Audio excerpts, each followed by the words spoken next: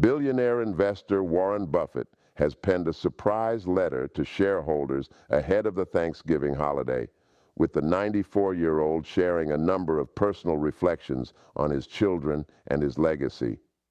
With a net worth of $150.5 billion, according to Forbes, the Berkshire Hathaway chief executive is considered one of the most successful investors of all time. His widely read annual letters are normally released in February. This year's letter, published on Monday, had a more personal tone as the Oracle of Omaha discussed his fortunate life, his children's inheritance, and the importance of philanthropy.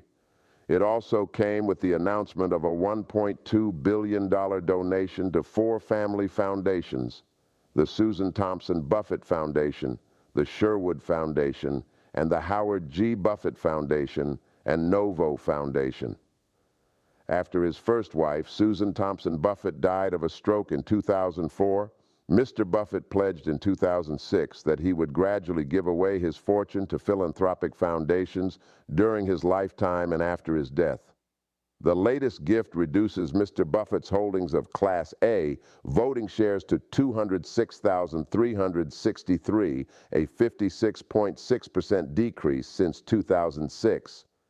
When Susie died, her estate was roughly $3 billion, with about 96% of this sum going to our foundation, Mr. Buffett wrote. Additionally, she left $10 million to each of our 3 children, the first large gift we had given to any of them. These bequests reflected our belief that hugely wealthy parents should leave their children enough so they can do anything, but not enough that they can do nothing. At the time of their mother's death, Mr. Buffett said their children, Susan, 71, Howard, 69, and Peter, 66, were not ready to handle the staggering wealth that Berkshire shares had generated. Nevertheless, their philanthropic activities were dramatically increased by the 2006 lifetime pledge that I subsequently made and later expanded, he said. The children have now more than justified our hopes, and upon my death will have full responsibility for gradually distributing all of my Berkshire holdings. These now account for 99.5% of my wealth. Noting his own luck at living so long, Mr. Buffett said the downside was the now advanced age of his children, whose expected lifespan has materially diminished since the 2006 pledge. I've never wished to create a dynasty or pursue any plan that extended beyond the children, he said.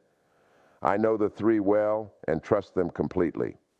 Future generations are another matter.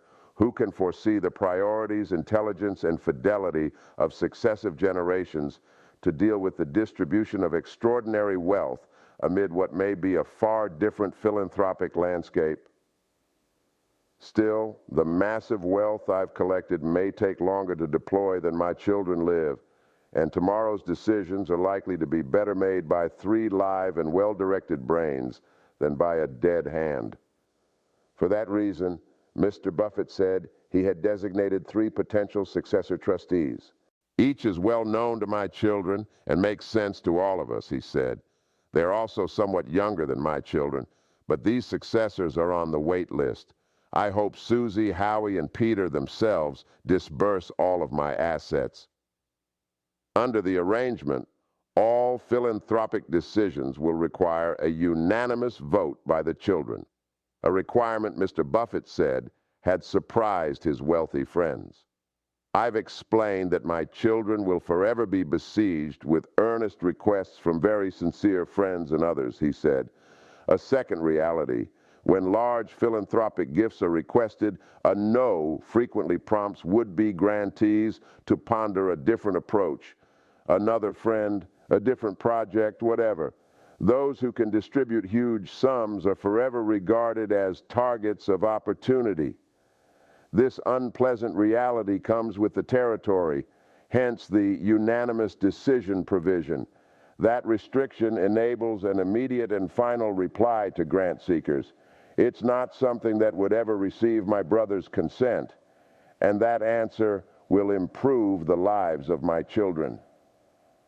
Mr. Buffett also offered a piece of advice for all parents, whether they are of modest or staggering wealth. When your children are mature, have them read your will before you sign it, he said. Be sure each child understands both the logic for your decisions and the responsibilities they will encounter upon your death. If any have questions or suggestions, listen carefully and adopt those found sensible. You don't want your children asking why in respect to testamentary decisions when you are no longer able to respond. Mr. Buffett explained that over the years, he and late Berkshire Hathaway Vice Chairman Charlie Munger saw many families driven apart after the posthumous dictates of the will left beneficiaries confused and sometimes angry. Jealousies, along with actual or imagined slights during childhood, became magnified, particularly when sons were favored over daughters, either in monetary ways or by positions of importance, he said. Charlie and I also witnessed a few cases where a wealthy parent's will that was fully discussed before death helped the family become closer. What could be more satisfying? Berkshire Hathaway Class B shares have gained over 30% this year, outpacing the S&P 500's 27%. Australia's richest now former couple, mining billionaires Andrew Forrest and Nicola Forrest, have similarly vowed that their 3 children won't inherit the vast majority of the family's $35 billion fortune.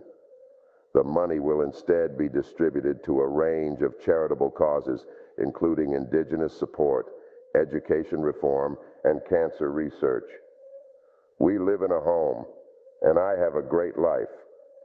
But the things that are most important in life, money doesn't buy that, she told the program. Children don't benefit from thinking they're going to inherit a huge amount of money. Mr. Forrest echoed his wife's sentiment, saying it was an easy move. The decision to give away everything but the personal things and goods was easy, he said. You know, let's not die wealthy. What's the point of that?